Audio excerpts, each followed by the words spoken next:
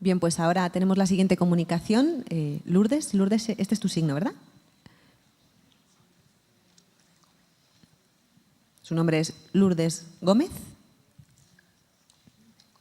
Viene del Colegio El Sol de Madrid y nos va a hablar del despliegue de la enseñanza y aprendizaje de la lengua de signos en un centro de educación inclusiva con alumnado sordo y oyente. Así que cuando quieras, Lourdes. Nada, pues ya empiezo. Bueno, pues buenos días. Lo primero es decir que es un placer volver a estar aquí con vosotros. Dar las gracias al CENELSE, por supuesto, por invitarme otra vez. Y no soy yo sola la que viene realmente. Podéis ver los nombres de la gente que ha participado junto conmigo. Y son unos cobardes que me han dejado aquí sola enfrentándome a esto. No, hombre, no. Pues el problema es de organización, lógicamente, y al final pues he sustituido yo a todos y encantada de haberlo hecho. Me han dejado sola, eso sí, me han abandonado, me han robado el tiempo, me han robado el tinte, tengo canas ya, pero bueno, ¿qué le vamos a hacer?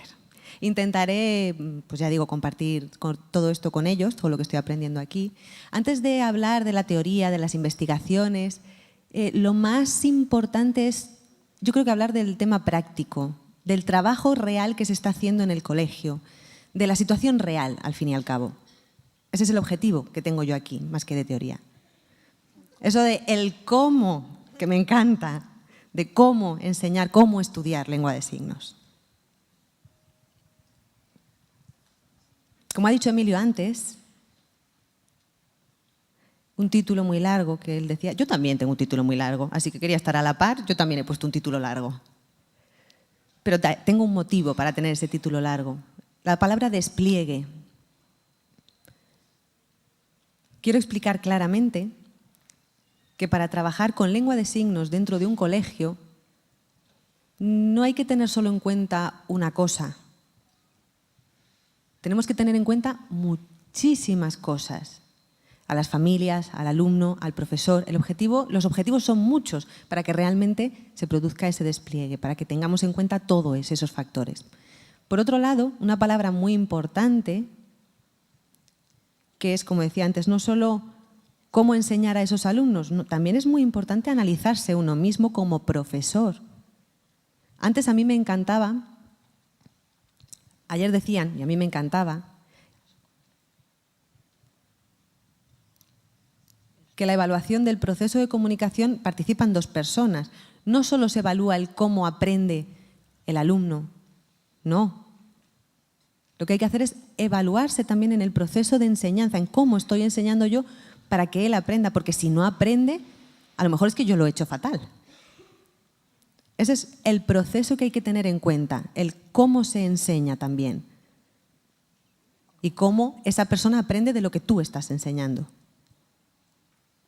Y es importante tener en cuenta las distintas situaciones. Pues, por ejemplo, desde Murcia estaban contando su experiencia, un centro solo de personas sordas, un centro de personas oyentes. Yo voy a contar exactamente mi experiencia en la que hay personas sordas, niños sordos, niños oyentes, una educación inclusiva en la que hay que tener en cuenta todo y que tenemos un compromiso, como he dicho, con esa educación inclusiva. Es un compromiso de toda la comunidad educativa. No es el grupo de sordos, sí, que sigan con su... No. Somos un centro de educación inclusiva y todos tenemos que estar comprometidos con ello.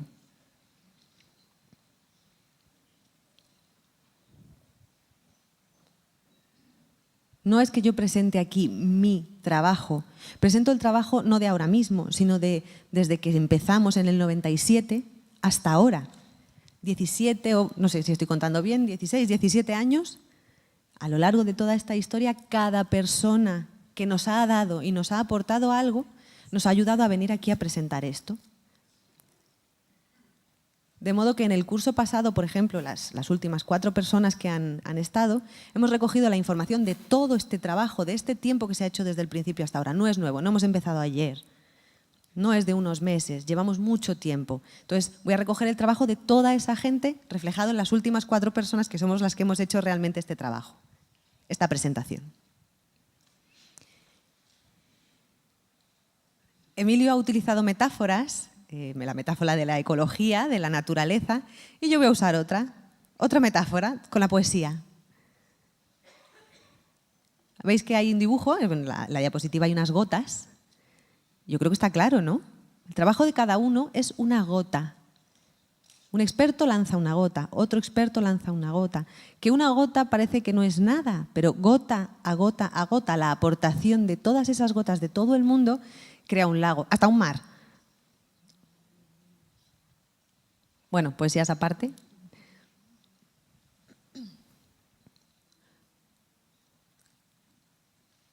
Como decía, cada gota no es que una gota sea más importante que otra, para nada. No es un primer paso, no tiene que haber un primer paso, no. Es que diferentes aspectos, todos son importantes y cada uno en su justa medida, no tiene por qué haber uno delante de otro.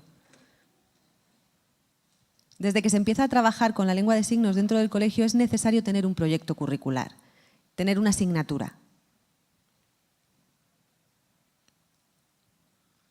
Aparte de esto, antes sí que se estaba comentando, cuando estaban hablando Paco, tengo la sensación de que había un poco de lío, un poco de confusión. Porque una cosa es que yo use la lengua de signos para enseñar y otra cosa muy distinta es que yo enseño la asignatura de lengua de signos. Entonces, hablando de mi experiencia, de mí, yo enseño la asignatura de lengua de signos. Imparto esa asignatura. Porque el proyecto curricular lo que explica es el contenido, cómo se hace la evaluación de esa asignatura, qué metodología, y yo necesito eso para enseñar. No es que llego allí y digo, bueno, pues mira, siéntate, este es el signo de... No, hay que hacerlo de una forma seria y para eso se necesita un proyecto. Es difícil de conseguir, sí, efectivamente. Empiezas con 3 años, con los niños de 3 años, por lo tanto, sabes que deben aprender esto, esto y esto.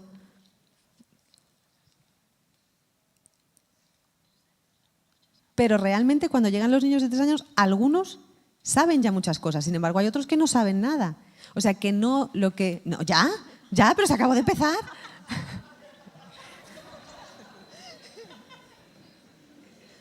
Bueno, pues que hacer el proyecto curricular de la lengua de signos es difícil y que es muy importante. ¡Hala! Bueno, rápidamente. No es por ser pelota con la organización y no por ser pelota con el CNELSE, no, lo digo de verdad, de verdad. Como una catedral. Estos materiales, si no existen, el trabajo de los maestros y de la gente que enseña lengua de signos sería muy difícil. Hay materiales, ahora mismo tenemos cosas base muy válidas que, hombre, luego deben aplicarse en las distintas situaciones, pero tenemos algo.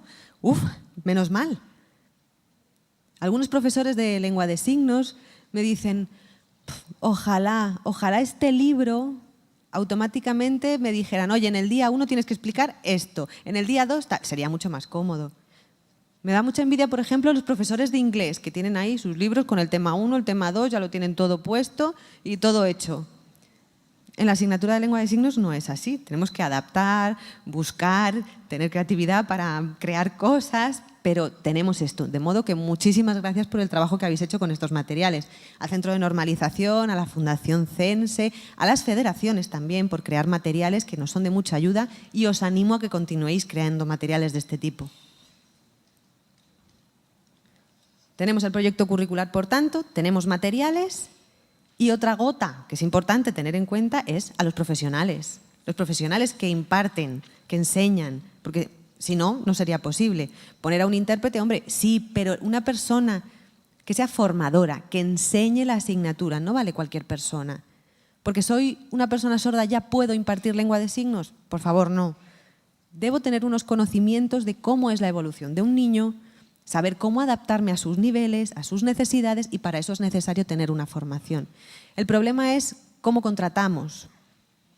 Si es un centro privado a lo mejor es más sencillo, pongámoslo entre comillas, pero es más fácil porque yo pues decido quién, al fin y al cabo, le contrato y ya está. Al ser un centro público es un poco más complicado. El perfil del profesorado de lengua de signos no está hecho, no existe. Ahora sí que se está avanzando, pero hasta ahora no había. Entonces, ¿cómo incorporo a un profesor de lengua de signos a mi colegio? El profesor de primaria que sabe lengua de signos, le digo, pues mira, aprovecha y tú... No, es que antes no había más y lo teníamos que hacer así, llamémosle una pequeña gota, pero no es lo adecuado.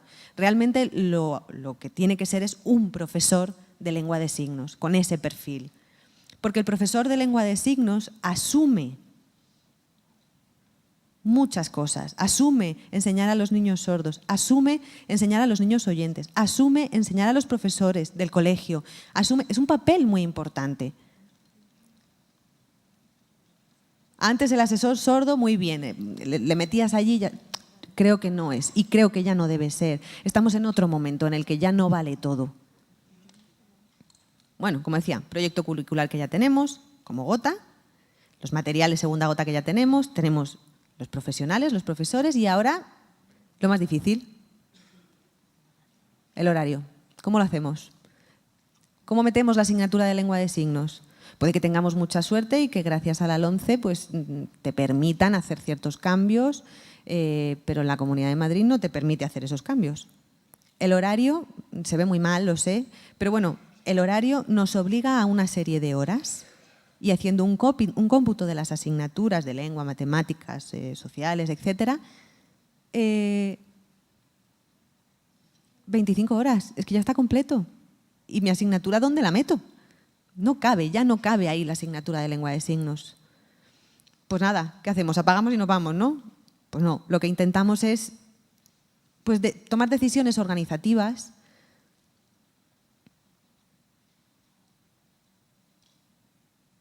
¿Puedo 5 minutos? Vale. Lo organizamos, voy a explicar cómo lo organizamos, ¿vale? Primero, en principio, los niños sordos, que están en un colegio combinado de alumnos sordos y oyentes, están con los compañeros en infantil y en primaria.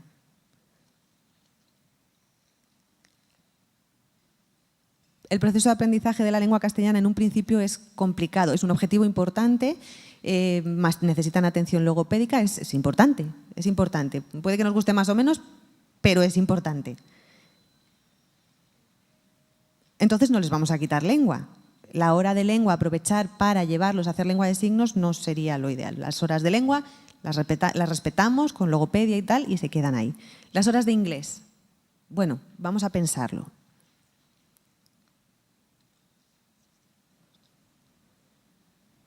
Porque si es difícil en ese momento construir el proceso de la lengua castellana, pues ¿qué más del inglés? Entonces al final decidimos quitar el inglés y aprovechar en ese momento para hacer la clase de lengua de signos, la asignatura de lengua de signos, como otra forma. Pero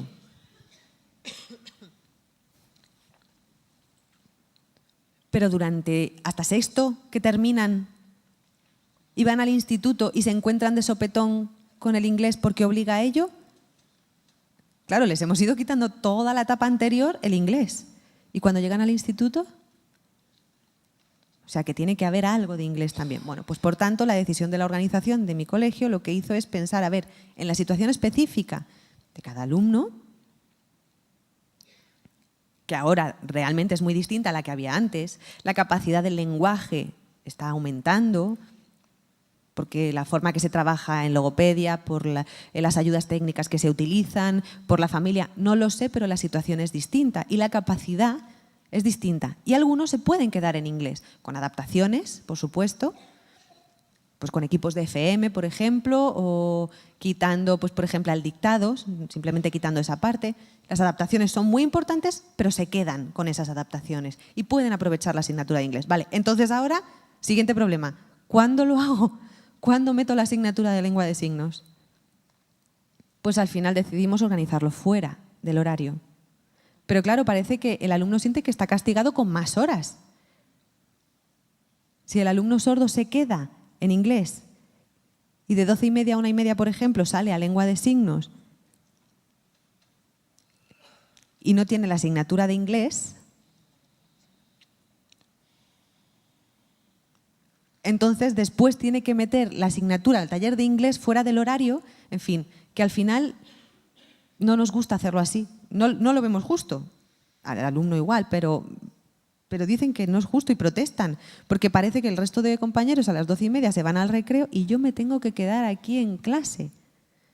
No es justo, dicen. Intentando hacer talleres fuera del horario, como digo, más lúdicos, intentamos, para que no sientan ese castigo del que hablaba, sino que es al revés, que me dan algo extra. Intentamos hacerlo, pero no siempre lo conseguimos, que lo sientan así. Vale, voy. Los alumnos de Evo, tengo ahí el marcador bajando. Los alumnos sordos de Evo tienen la asignatura de lengua de signos dentro, 4 horas, pero es más comunicación de lengua de signos. El inglés lo hemos eliminado en ese momento. Muchos nos preguntan, pues, por ejemplo, qué significan algunas palabras, porque evidentemente la sociedad influye mucho y vemos palabras en inglés constantemente. Entonces también aprovechamos y explicamos algo de eso, pero no trabajamos con la asignatura de inglés. Es más difícil de conseguirlo porque también necesitan inclusión, quiero decir, no solo el alumno sordo con el oyente, sino el oyente con el sordo también. Y eso muchas veces en el taller de lengua de signos se hace de forma extraescolar, de 4 a 5, para poder conseguirlo.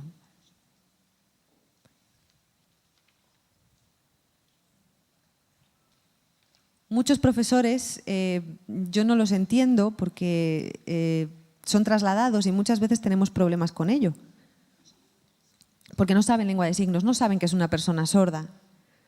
Entonces también intentamos dar cursos de formación básicos para una comunicación básica al profesorado y también nos encargamos de ellos. Y también las familias.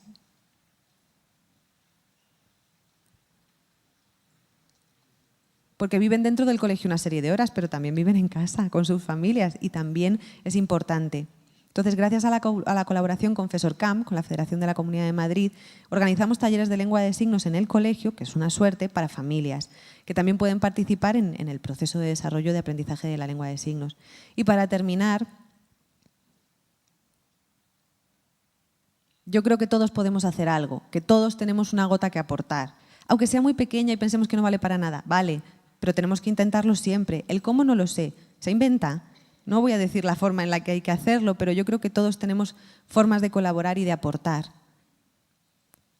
No es porque realmente quiera yo, es porque realmente el alumno sordo lo necesita y tiene derecho a ello.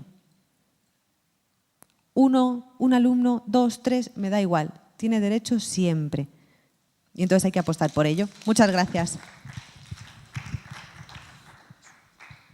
Muchísimas gracias, Lourdes, al fin.